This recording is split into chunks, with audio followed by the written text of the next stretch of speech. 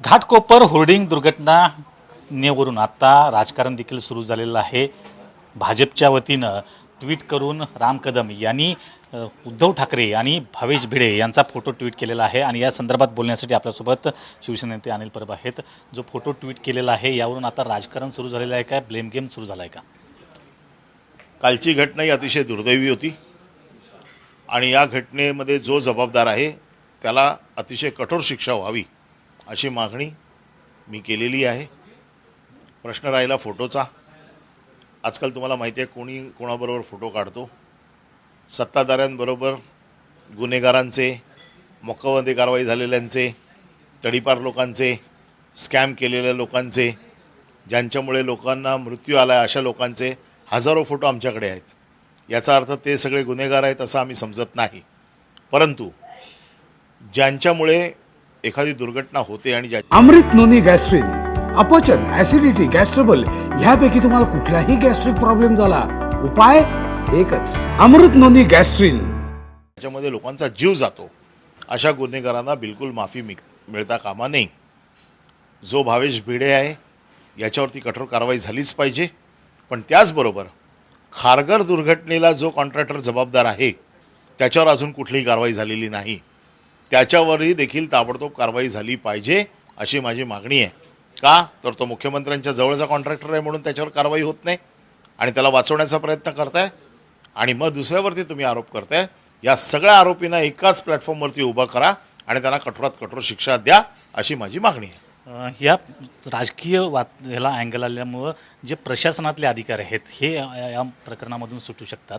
प्रशासकीय जे मुख्य अधिकारी आहेत ज्याला या कारणीभूत आहेत त्यांच्यावर देखील कारवाई खास करून होणे गरजेचे। माझी तर म्हणणं तेच आहे की ह्यांना परवानगी कोणी दिली, हे बेकायदेशीर आहेत का? मी वारंवार सभागृहात हा प्रश्न उपस्थित करत असतो की अशा प्रकारची बेकायदेशीर होर्डिंग ज्याला परवानगी दिली जाते आणि ज्याच्याकडे डोळेझाक केली जाते, परवानगी दिली जात नाही परंतु डोळेझाक केली जाते, सर्वसाधारण किती फुटाचं होर्डिंग असेल असा नियम आहे, होर्डिंगची एक पॉलिसी आहे, त्याच्या बाहेर जर जाऊन कोणी होर्डिंग लावलेली असतील मोठी तर त्यांच्यावर कारवाई करण्याची जबाबदारी प्रशासनाची आहे आणि प्रशासनाला याच्या बाबतीत कुठली दयामाया दाखवून चालणार नाही आणि त्यामुळे ही मागणी प्रशासनाच्या बाबतीत देखील आहे।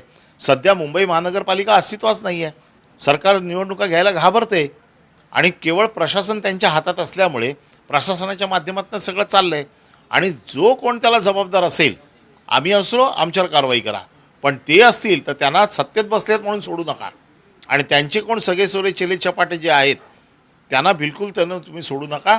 मग ते कोणाचेही नातेवाईक असतील, कोणी असतील तरी त्यांच्यावरती कारवाई झाली पाहिजे। नितेश राणेने एक ट्विट केलेलं आहे ज्यामध्ये व्हिडिओ एक आहे, पाकिस्तानचा झेंडा फिरकवत असल्याचं त्या व्हिडिओमध्ये दिसते, ज्यामध्ये उद्धव बाळासाहेब ठाकरे पक्षाची रॅली आहे आणि त्यावरून म्हटलेलं आहे की आता दाऊद इब्राहिमचं स्मारक तेवढं बांधायचं मुंबईत बाकी आहे। माझं म्हणणं अतिशय स्पष्ट आहे, नितेश राणेला तर आम्ही बिलकुल किंमत देत नाही।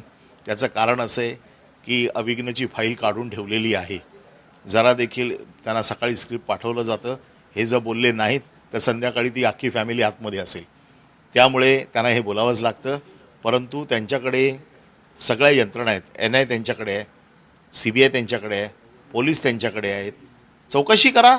कोणी तो झेंडा फडकवला तर, पाकिस्तानचा झेंडा फडकवला असेल तर कारवाई करा, परंतु त्याच्यामध्ये एक सत्य शोधा। कदाचित ह्यांनीच माणसं पाठवली असतील, पण माझ्या माहितीप्रमाणे मला जी काय माहिती आहे तो पाकिस्तानचा झेंडा नाही, पण जर असला तर त्याच्यावर देखील कारवाई व्हायलाच पाहिजे। शिवसेनेच्या रॅलीमध्ये अशा प्रकारचे झेंडे फडकवण्याची कोणाची हिंमत नाही आणि जर कोणी पाठवला असेल तर त्याच्यावर देखील कडक कारवाई झाली पाहिजे। शेवटचा टप्पा आहे मुंबईतला लोकसभा निवडणुकीचा, प्रचाराची रणधुमाळी सुरू आहे।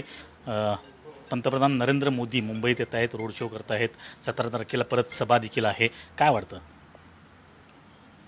मुंबईत रोड शो करावा लागतोय पंतप्रधानांना, म्हणजे थोडक्यात आत्ता जे महायुतीचे जे 3 दिग्गज नेते आहेत यांच्यावरती मोदींचा विश्वास राहिलेला नाही, मतांसाठी मोदींना रस्त्यावरती फिरावं लागतं आहे।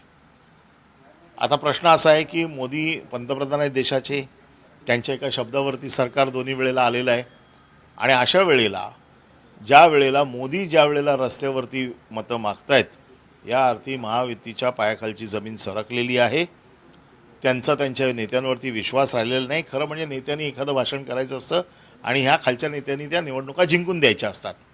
परंतु स्वतः मोदींना उतरावं लागतंय. 5 फेजमध्ये ह्या निवडणुका होत आहेत.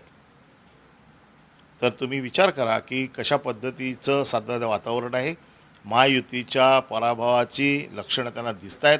म्हणून मोदींसारख्या महान नेत्याला ते लोक आज रस्त्यावरती उतरवत आहेत. शिवाजी पार्कवर सभा होते आणि मनसेनं परवानगी घेतलेली आहे. सभा मात्र महायुतीची होणार आहे. माझं मत असं आहे की देवेंद्र फडणवीसांचा एक व्हिडिओ आहे ज्याच्यामध्ये देवेंद्र फडणवीसांनी मनसेच्या बाबतीत सविस्तर खुलासा केलेला आहे.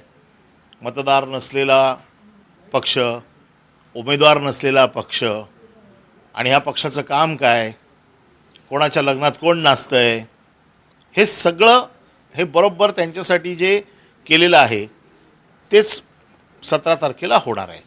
आणि म्हणून मला असं वाटतं की त्या मीटिंगची सुरुवात देवेंद्र फडणवीसांच्या त्या व्हिडिओने व्हावी. आपली महाविकास आघाडीची सभा मात्र BKCमध्ये घ्यावी लागते. या सभेसाठी प्रामुख्याने नेते कोण असणार आहेत? या सभेसाठी महाविकास आघाडीच्या सभेसाठी उद्धव ठाकरे स्वतः असतील. अरविंद केजरीवाल येणार आहेत असं कळलं आहे. काँग्रेसतर्फे कदाचित राहुल गांधी किंवा खरगेसाहेब येतील. आता ह्याच्यापैकी अजून कन्फर्मेशन आलेलं नाही आहे, परंतु जसं येईल तसं आपल्याला कळवलं जाईल. धन्यवाद. व्हिडिओ जर्नलिस्ट सिद्धेशसह कृष्णात पाटील, झी मीडिया, मुंबई.